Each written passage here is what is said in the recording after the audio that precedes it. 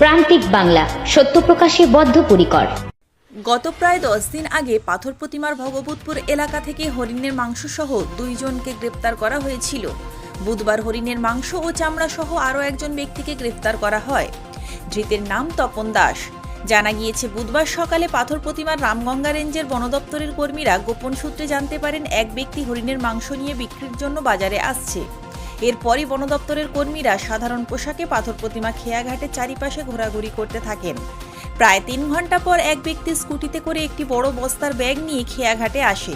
ওই ব্যক্তিকে দেখে বন দপ্তরের কর্মীদের সন্দেহ হয়। তাকে চারিপাশ থেকে বন দপ্তরের কর্মীরা ঘিরে ফেলেন। বেগতিক বুঝে ওই ব্যক্তি পালিয়ে যাওয়ার চেষ্টা করে। তখনই বন দপ্তরের কর্মীরা তাকে আটক করে তল্লাশি চালালে প্রায় 27 কেজি হরিণের মাংস উদ্ধার হয়। এছাড়াও আলাদা একটি ব্যাগ থেকে হরিণের চামড়া উদ্ধার হয়েছে।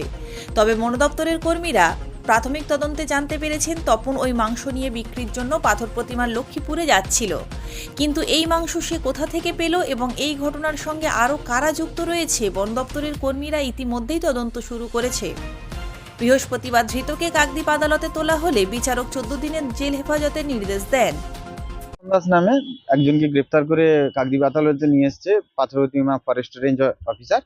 মূলত ওর বিরুদ্ধে অভিযোগ, ও গতকালকের একটা হরিণ মেরে, বরদাপুরে বাড়ি ওই ছেলেটির, ও হরিণ মেরে তার মাংস এবং চামড়া পাচার করছিল। সেই খবর পেয়ে বন দপ্তর রেড করে এবং ওকে ওই হরিণের মাংস এবং হরিণের চামড়া সহ হাতে নাতে ধরে ফেলে। তারপরে ওয়াইল্ড লাইফ প্রোটেকশন অ্যাক্টে ওর বিরুদ্ধে মামলা হয়। মামলা করে ওকে আজকে কাকদ্বীপ আদালতে নিয়ে এসছে এবং ওকে তদন্তের জন্য কাস্টডিতে চেয়েছে।